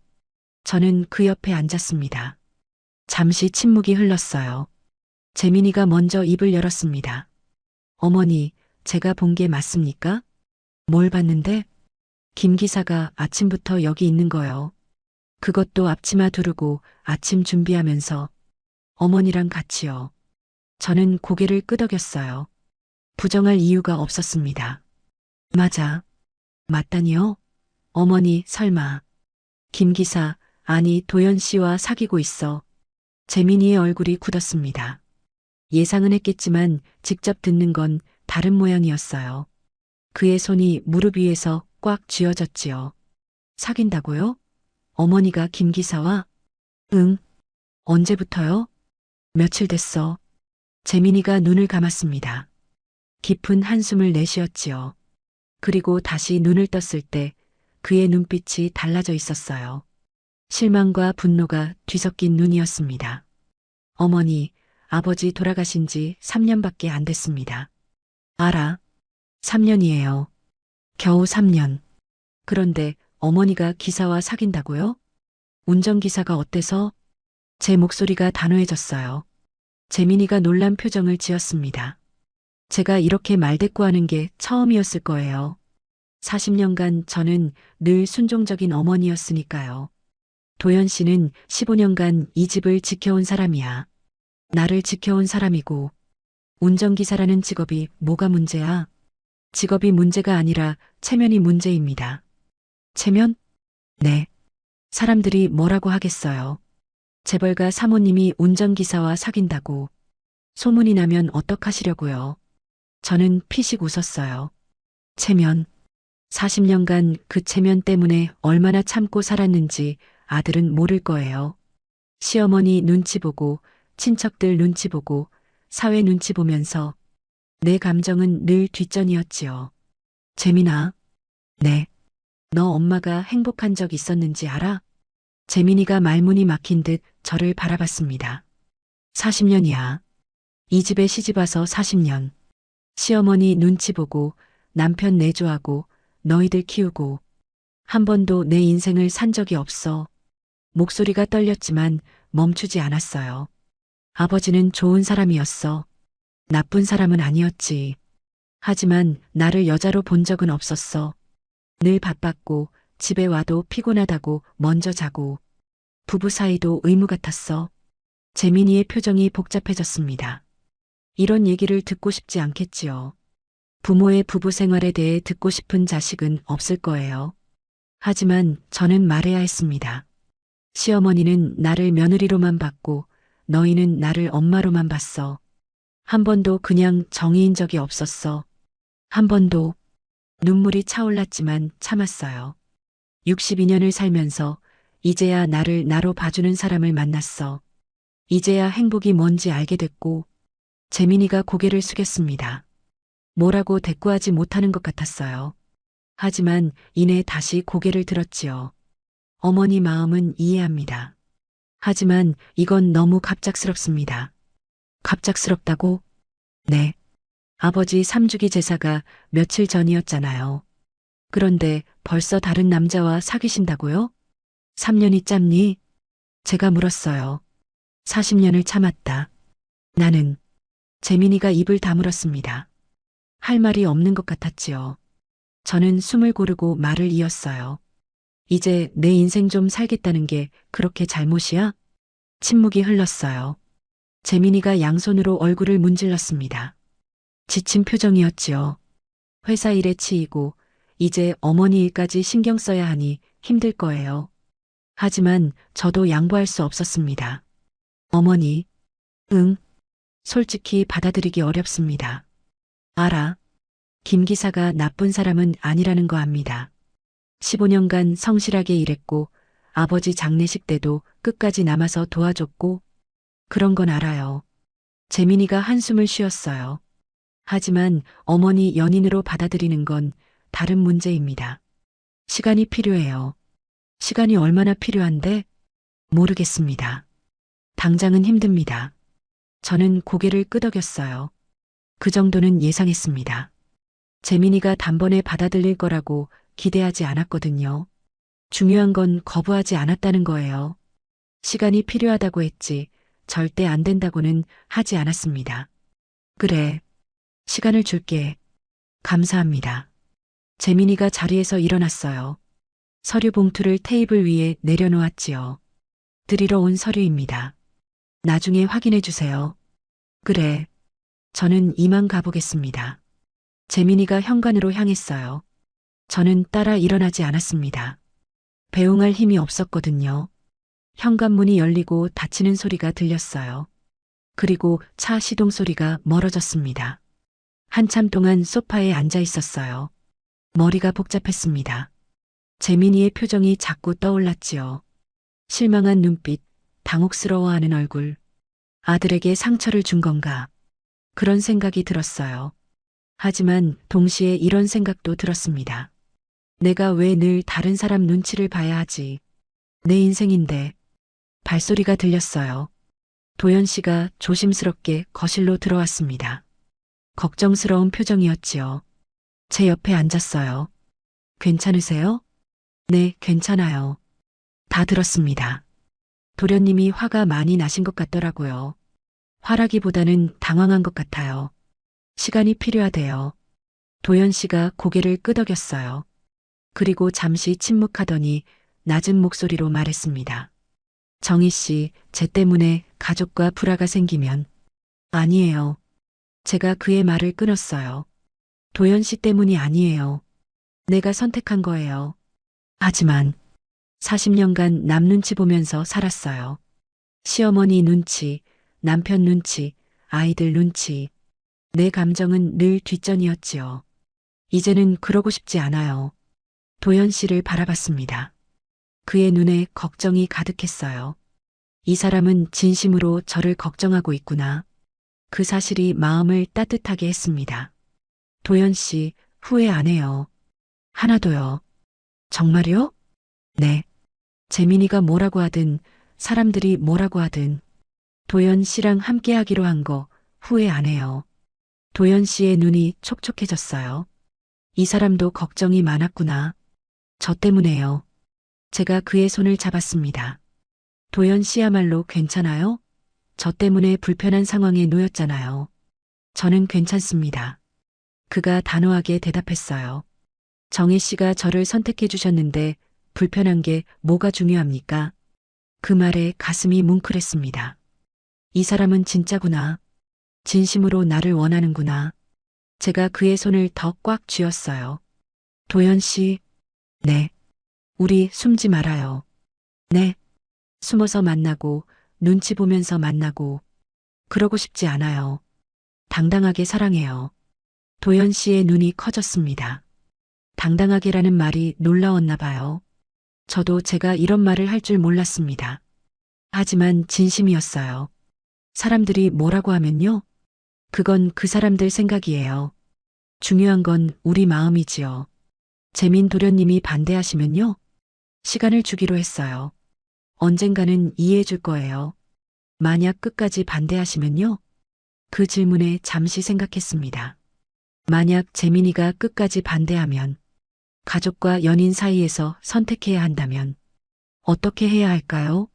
그래도 도연 씨를 선택할 거예요. 제 입에서 그 말이 나왔습니다. 스스로도 놀랐어요. 하지만 후회하지 않았습니다. 진심이었으니까요. 40년간 가족을 위해 살았어요. 이제는 나를 위해 살고 싶어요. 그리고 나를 위한다는 건 도연 씨와 함께하는 거예요. 도연 씨가 아무 말도 하지 못했어요. 그의 눈에서 눈물이 흘러내렸습니다. 처음 보는 모습이었지요. 이 사람도 울 줄 아는구나. 15년간 항상 담담하고 차분했던 사람인데. 정희 씨, 그가 떨리는 목소리로 불렀어요. 감사합니다. 저를 선택해 주셔서 저야말로요. 15년간 기다려줘서 고마워요. 저는 그를 안았습니다. 그도 저를 안았지요. 재민이가 떠난 거실에서 우리는 한참을 서로를 안고 있었어요. 걱정도 있었고 두려움도 있었지만 그보다 더 큰 건 서로에 대한 마음이었습니다. 앞으로 어떤 일이 생길지 몰랐어요. 재민이가 어떻게 나올지, 서연이는 뭐라고 할지, 세상 사람들이 어떻게 볼지 아무것도 확실한 게 없었습니다. 하지만 하나만은 확실했어요. 저는 이 사람을 선택했다는 것, 그리고 후회하지 않을 거라는 것. 창밖으로 햇살이 들어오고 있었습니다. 아침에 시작된 하루가 이제 점심을 향해 가고 있었지요.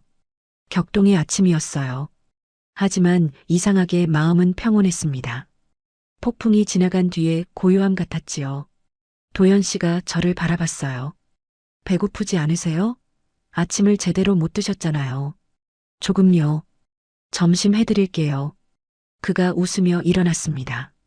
부엌으로 향하는 그의 뒷모습을 바라보며 저는 생각했어요. 이 사람이 내 곁에 있구나.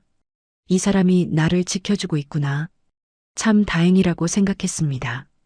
혼자가 아니라서요. 며칠이 흘렀습니다. 재민이가 떠난 뒤로 연락이 없었어요.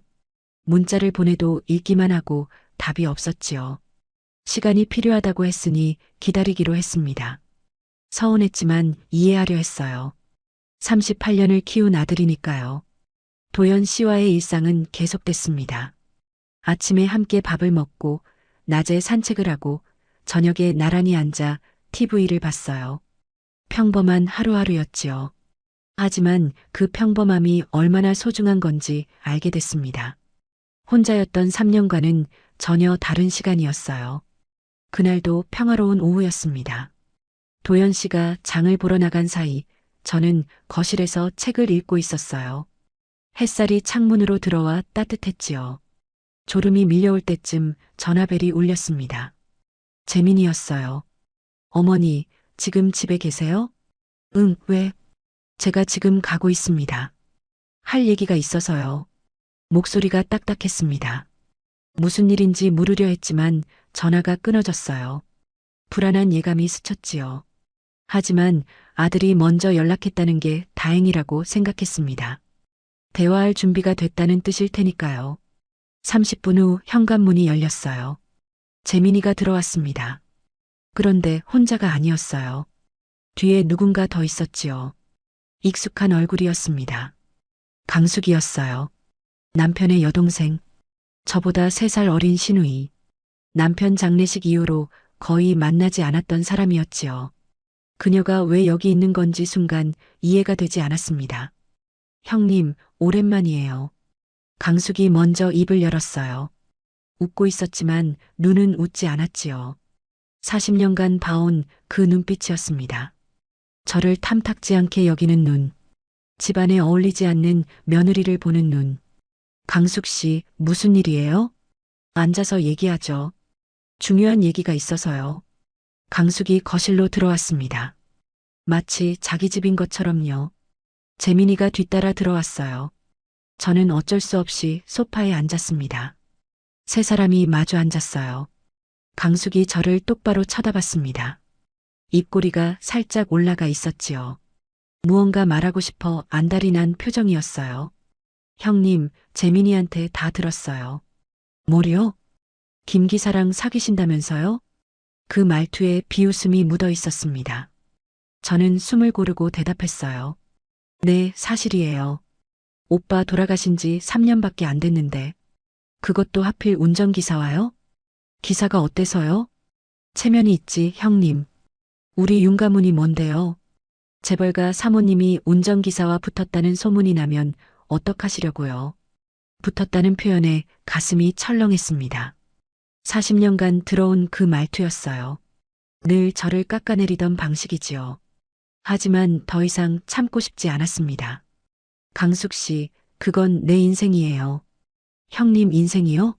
형님은 윤가문 사람이에요. 개인이 아니라고요. 강숙이 목소리를 높였어요.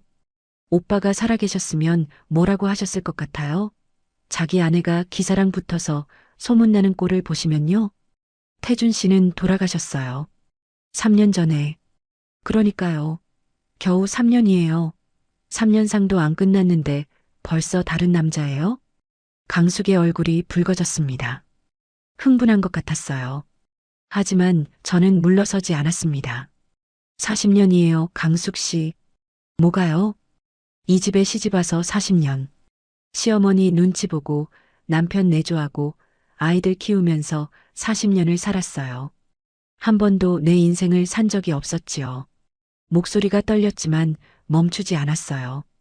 이제 남편도 가시고 시어머니도 가시고 아이들도 다 컸어요. 이제 좀 내 인생 살겠다는 게 그렇게 잘못이에요? 강숙이 코웃음을 쳤습니다. 내 인생이요? 형님, 현실을 보세요. 형님이 지금 누리는 게 다 어디서 온 건데요?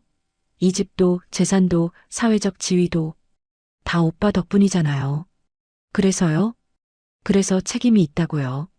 형님이 기사랑 붙어서 소문나면 재민이 회사 생활 어떻게 되겠어요? 서연이 결혼은요? 다 생각해 보셨어요? 그 말에 가슴이 찔렸습니다. 아이들 생각은 했어요. 하지만 그렇다고 내 행복을 포기해야 하는 걸까요? 평생 남 눈치만 보면서 살아야 하는 걸까요? 재민이가 입을 열었어요. 어머니, 고모 말씀이 맞습니다. 재민아, 저도 회사에서 입장이 있어요. 어머니가 이러시면 제 체면이 어떻게 됩니까? 재민이의 눈빛이 차가웠습니다. 며칠 전보다 더 굳어 있었어요. 고모한테 무슨 얘기를 들은 건지 알 것 같았지요. 강숙이 다시 말했습니다. 형님, 솔직하게 말할게요. 그녀의 눈빛이 날카로워졌어요. 오빠 재산 문제가 있어요. 형님이 재혼하시면 법적으로 복잡해져요. 지분 정리도 해야 하고 상속 문제도 다시 봐야 하고. 재산이요? 네. 형님 앞으로 된 재산이 적지 않잖아요. 그게 다 윤가문 거예요. 형님 개인 거 아니고요. 아, 이게 본심이구나. 그제야 알았습니다. 강숙이 왜 이렇게 나서는지. 체면이니 가문이니 하는 건 다 핑계였어요. 진짜 노리는 건 재산이었지요. 40년간 숨겨왔던 본심이 드러난 거였습니다. 형님 간단해요. 강숙이 웃으며 말했어요. 기사를 포기하시든가 재산을 포기하시든가 둘 중 하나예요. 뭐라고요? 재혼하시겠다면 재산 포기하고 나가세요. 그게 가문을 위한 거예요. 재민이를 위한 거고요. 재민이를 쳐다봤습니다. 아들이 고개를 돌렸어요. 눈을 마주치지 않더군요. 재민아, 너도 이 생각이야? 어머니, 저도 힘듭니다. 회사에서 사람들이 벌써 수군거려요. 어머니가 기사와 사귀신다고. 누가 그래? 다들요. 소문이 벌써 퍼졌어요. 저는 상무예요. 체면이 있다고요. 가슴이 무너지는 것 같았습니다. 내가 낳은 아들이 이런 말을 하다니. 재산과 체면이 엄마 행복보다 중요하다니. 눈물이 차올랐지만 참았어요. 이 사람들 앞에서 울고 싶지 않았습니다. 현관문 여는 소리가 들렸어요. 도연 씨가 돌아온 거였지요. 장바구니를 든 채 거실로 들어오다가 상황을 파악했습니다. 강숙과 재민이 앉아 있는 걸 보고 멈췄어요. 이게 누구야, 김 기사. 강숙이 비웃으며 말했습니다. 마침 잘 왔네. 본인 입으로 들어봐요. 모시던 사모님이 재산 포기하고 쫓겨나도 책임질 거예요? 도연 씨의 얼굴이 굳었습니다. 하지만 대답하지 않았어요. 그가 뭐라고 해도 상황이 달라지지 않을 거라는 걸 알았겠지요. 저는 자리에서 일어났습니다. 알겠어요. 뭐가요? 재산 포기할게요. 세 사람 모두 놀란 표정을 지었습니다. 강숙이 눈을 크게 떴어요. 재민이도 당황한 것 같았지요. 형님, 지금 무슨 말씀을. 강숙 씨가 원하는 거 그거잖아요. 재산 가져가요. 다 가져가세요. 어머니, 재민이가 소리쳤습니다. 하지만 저는 멈추지 않았어요. 40년간 이 가문을 위해 살았어요. 시어머니 수발하고 남편 내조하고 집안 행사 다 챙기면서 이제 뭘 더 바라는 거예요? 눈물이 흘러내렸지만 닦지 않았습니다. 돈이 뭐가 중요해요? 이 나이에 사랑하는 사람이랑 함께 할 수 있으면 그걸로 된 거예요. 도연 씨를 바라봤어요. 그가 저를 보고 있었습니다. 눈빛이 흔들리고 있었지요. 걱정과 미안함이 섞인 눈이었어요. 도연 씨 가요.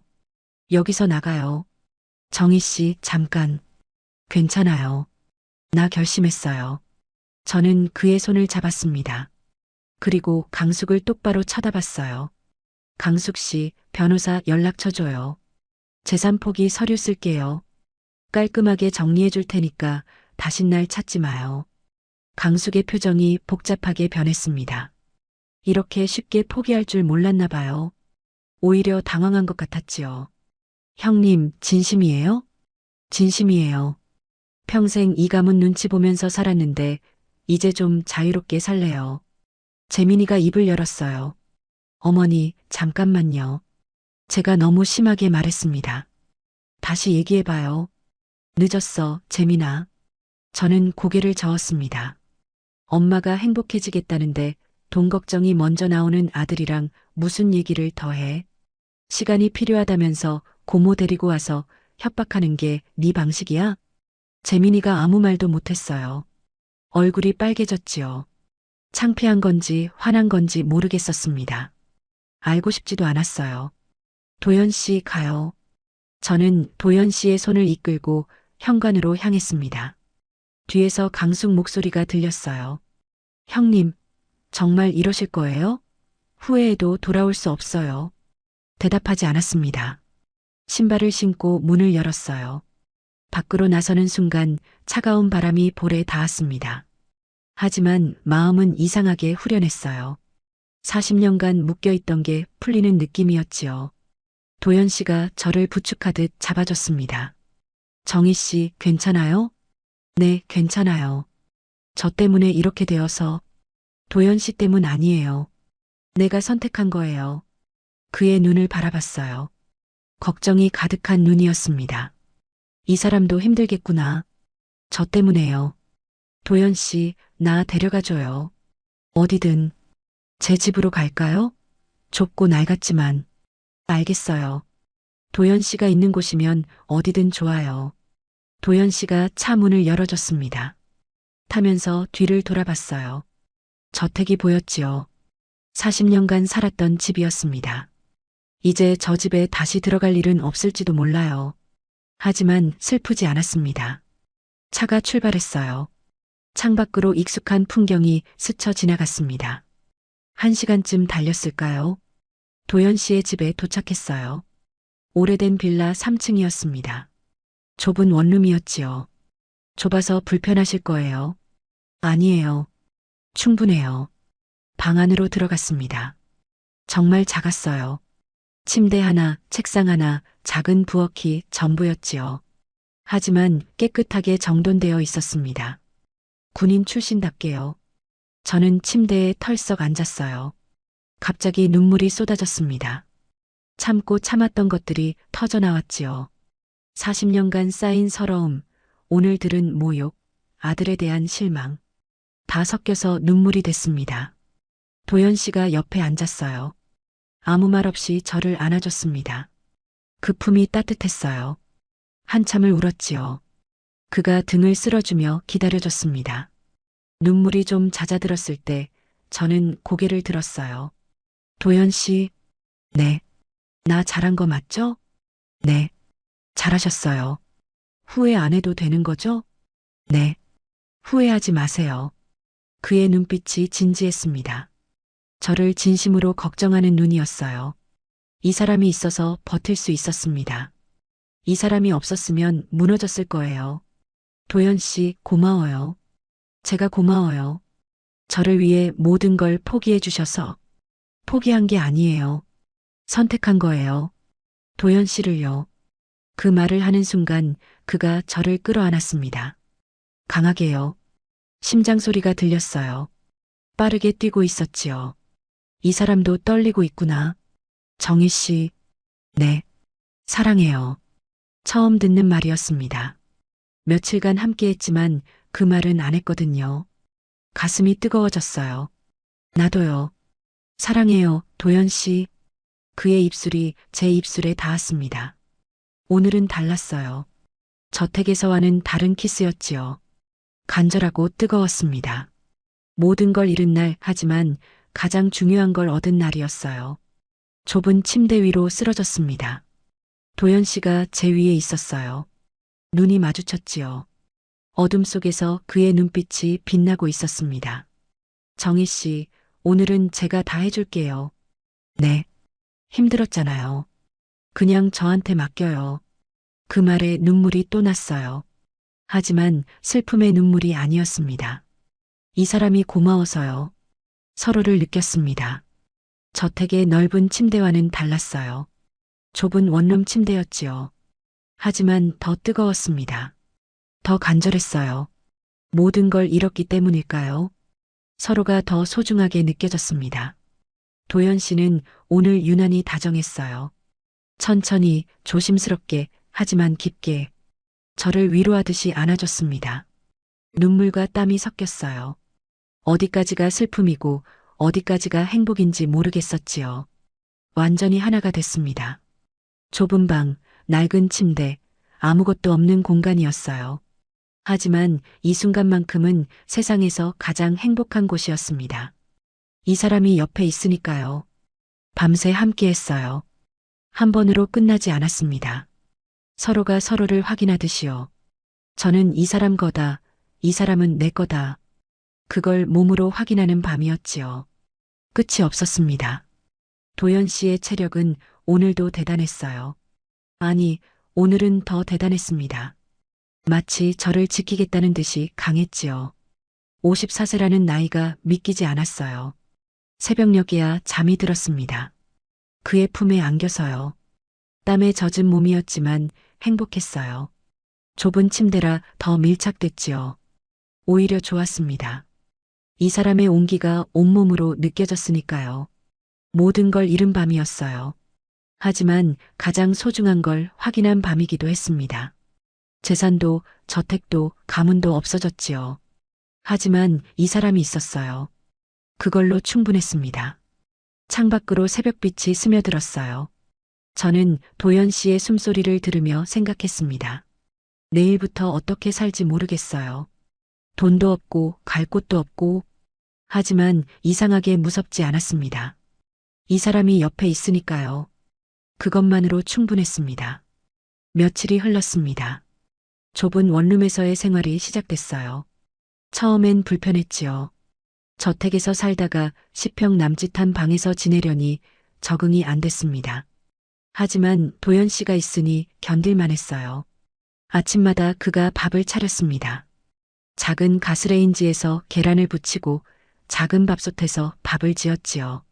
좁은 식탁에 마주 앉아 먹었어요. 저택의 넓은 식탁보다 이 작은 식탁이 더 따뜻하게 느껴졌습니다. 서연이한테 전화가 왔어요. 엄마, 오빠한테 다 들었어. 엄마 지금 어디야? 도연 씨 집에 있어. 김 기사님 집? 엄마 진짜야? 서연이 목소리가 높아졌습니다. 놀란 것 같았지요. 엄마, 고모가 뭐라고 했는지 오빠한테 들었어. 진짜 너무하다. 엄마한테 어떻게 그래? 괜찮아, 서연아. 괜찮긴 뭐가 괜찮아. 내가 고모한테 전화할 거야. 하지 마. 소용없어. 저는 딸을 진정시켰어요. 서연이가 나선다고 달라질 건 없었습니다. 오히려 상황만 복잡해질 뿐이지요. 엄마, 나 다음 주에 들어갈게. 휴가 냈어. 안 와도 돼. 엄마 괜찮아. 아니, 갈 거야. 엄마 얼굴 봐야겠어. 서연이가 고집을 부렸습니다. 이 아이는 어릴 때부터 이랬어요. 한번 마음먹으면 꺾이지 않는 성격이지요. 결국 알겠다고 했습니다. 전화를 끊고 나니 마음이 복잡했어요. 서연이는 제 편이었습니다. 하지만 재민이는 달랐지요. 아들에게서는 연락이 없었어요. 미안하다는 말 한마디 없었습니다. 서운했지만 기대하지 않기로 했어요. 그날 저녁이었습니다. 도연 씨가 퇴근하고 돌아왔어요. 기사 일을 그만둔 건 아니었지요. 다른 집에서 일을 구했거든요. 월급은 전보다 적었지만 둘이 먹고 살기엔 충분했습니다. 그런데 그의 표정이 평소와 달랐어요. 뭔가 심각한 얼굴이었습니다. 손에 낡은 봉투를 들고 있었지요. 정희 씨, 앉으세요. 드릴 게 있어요. 뭔데요? 오래 고민했습니다. 이걸 언제 드려야 할지. 도연 씨가 제 맞은편에 앉았어요. 봉투를 테이블 위에 내려놓았습니다. 누렇게 바랜 종이였어요. 꽤 오래된 것 같았지요. 이게 뭐예요?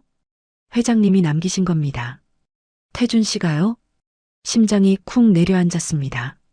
도연 씨가 천천히 말을 이었어요. 회장님이 돌아가시기 한 달 전에 저를 부르셨어요. 단둘이요. 그때 무슨 얘기를 하셨는데요? 이 봉투를 주시면서 말씀하셨습니다. 도연 씨의 눈빛이 흔들렸어요. 도연아, 이건 정희가 진짜 힘들어질 때 줘라. 정희가 스스로 선택하고 나서 그때 줘라. 무슨 뜻이에요? 저도 그때는 몰랐습니다. 하지만 며칠 전 일을 겪고 나서야 알았어요. 이제 드려야 할 때가 된 것 같습니다. 도연 씨가 봉투를 저에게 밀었습니다. 열어보세요. 손이 떨렸어요. 봉투를 집어들었습니다. 겉면에 정희에게라고 적혀 있었지요. 남편의 글씨체였습니다. 3년 만에 보는 그 글씨에 가슴이 먹먹해졌어요. 봉투를 열었습니다. 안에 서류 몇 장과 편지 한 통이 들어 있었어요. 서류를 먼저 펼쳤습니다.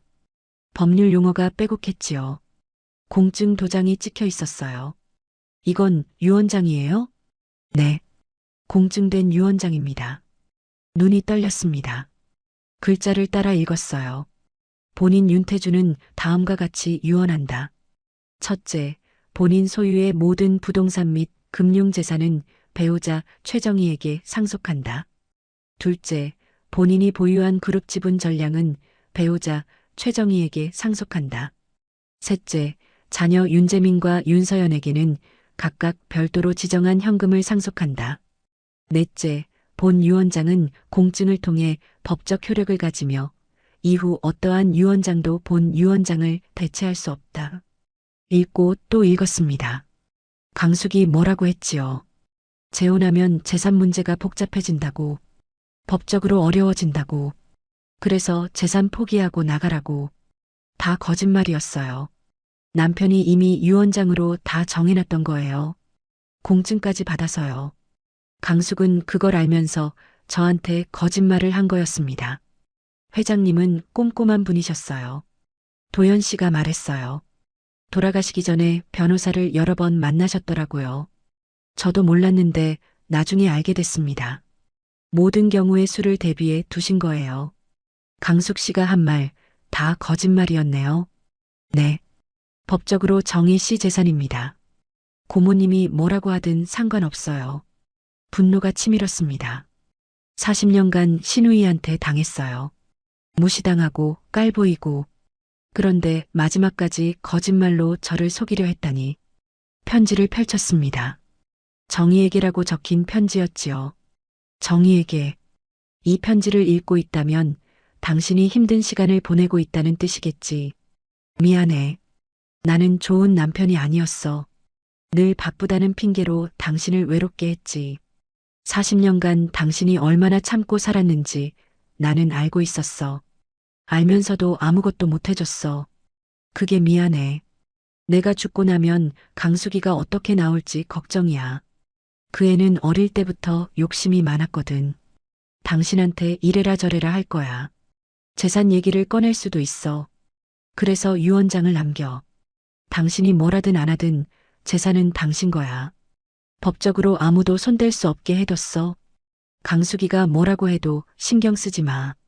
그 애한테 원래 상속분 없어. 내 재산은 당신과 아이들 거야. 그리고 도연이. 그 친구가 당신을 어떻게 보는지 나는 알고 있었어. 남편인 내가 모를 리 없지. 처음엔 화가 났어. 하지만 시간이 지나면서 생각이 달라졌어. 그 친구는 진심이구나. 15년간 한결같이 당신을 지켜보고 있구나. 내가 죽고 나서 당신이 외로울 때 도연이가 곁에 있어주면 좋겠어. 그게 내 솔직한 마음이야. 정희야, 이제 당신 인생을 살아. 40년간 가족을 위해 살았잖아. 이제는 당신을 위해 살아. 누가 뭐라고 하든 신경 쓰지 마. 당신은 행복할 자격이 있어. 미안하고 고마웠어. 태준. 눈물이 쏟아졌습니다. 남편이 다 알고 있었어요. 제 외로움도 강숙의 욕심도 도연 씨의 마음도 다 알고 준비해뒀던 거예요. 회장님은 좋은 분이셨어요. 도연 씨가 말했어요. 그의 눈에도 눈물이 고여 있었지요. 저한테 이걸 맡기시면서 말씀하셨어요. 정희가 힘들어지면 그때 줘라. 그전엔 열어보지 마라. 3년간 간직하고 있었습니다. 저는 한참을 울었어요. 40년간 함께한 남편이었습니다. 좋은 남편은 아니었지만 나쁜 사람도 아니었지요. 마지막에 남긴 건 저를 향한 미안함과 배려였어요. 다음 날 변호사를 만났습니다. 유언장을 들고 갔어요. 변호사가 서류를 확인하더니 고개를 끄덕였습니다.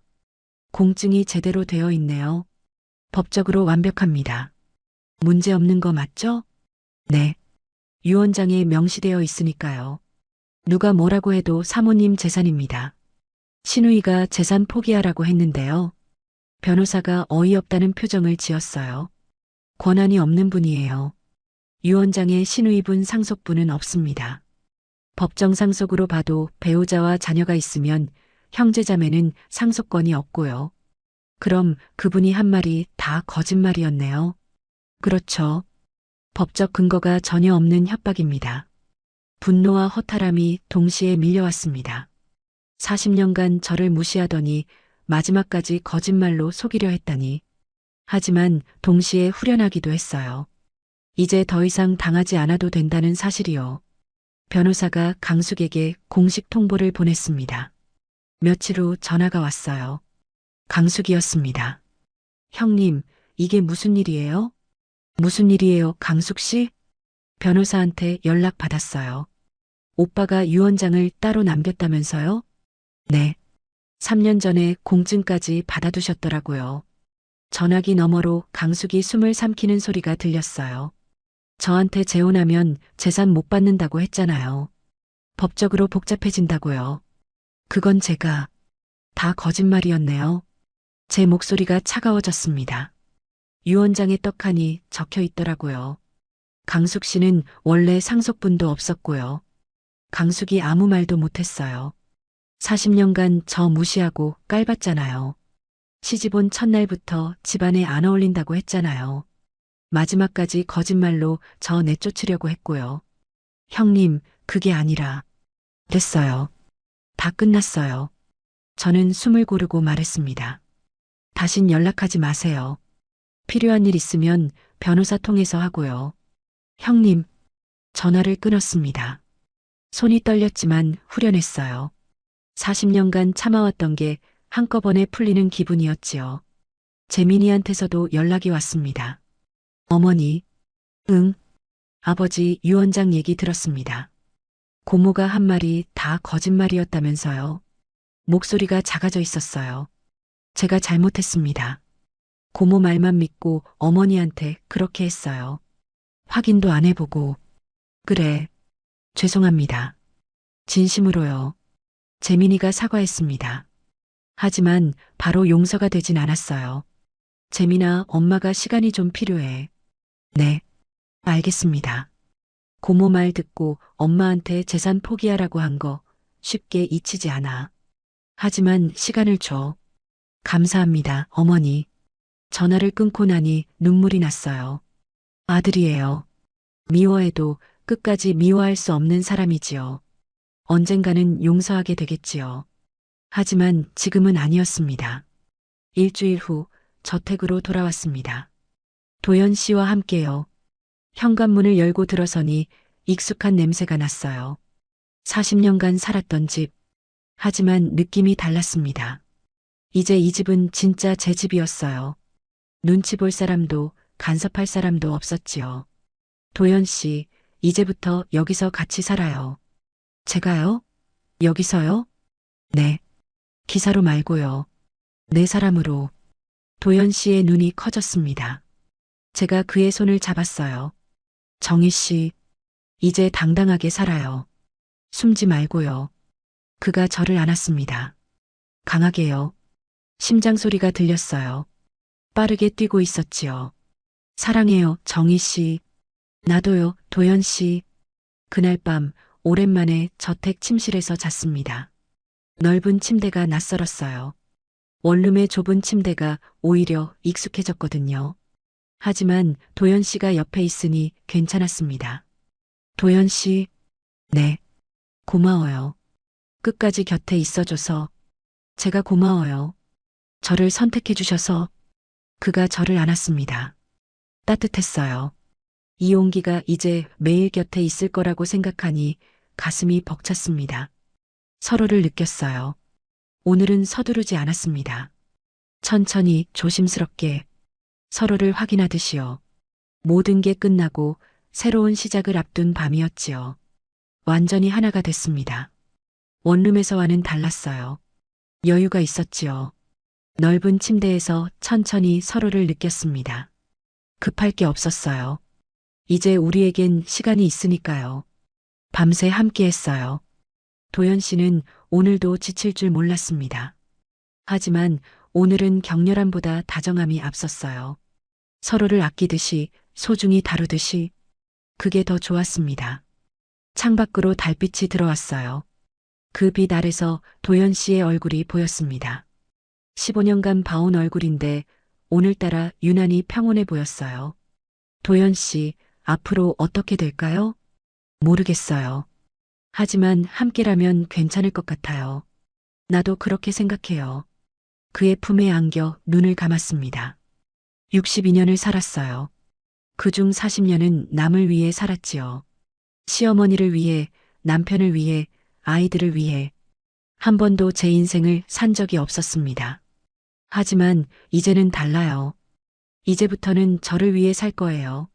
사랑하는 사람과 함께. 남은 시간이 얼마나 될지 모르지만 후회 없이 살 거예요. 창밖이 밝아오기 시작했습니다. 새로운 아침이 오고 있었어요. 새로운 시작이었지요. 혹시 이 이야기를 듣고 계신 분이 있다면 말하고 싶습니다. 사랑의 늦은 나이는 없어요. 누군가는 말할 거예요. 그 나이에 무슨 사랑이냐고. 체면이 어떻게 되냐고. 하지만 그런 건 중요하지 않아요. 중요한 건 내 마음이에요. 40년을 참았다면 이제는 나를 위해 살아도 돼요. 남 눈치 보면서 평생을 보내기엔 인생이 너무 짧아요. 혹시 지금 외로우신 분이 계신다면 용기를 내셨으면 해요. 저는 62세에 처음으로 사랑을 알았습니다. 그리고 지금 가장 행복합니다. 그렇게 저의 두 번째 인생이 시작되었습니다. 지금의 이야기가 마음에 드셨다면 다른 영상도 시청해 주세요. 좋아요와 구독, 알람 설정은 무료입니다. 또 마음에 남는 장면이 있으셨다면 댓글로 나눠주세요. 선생님의 한마디가 다른 분께 깊은 울림이 될 수 있습니다.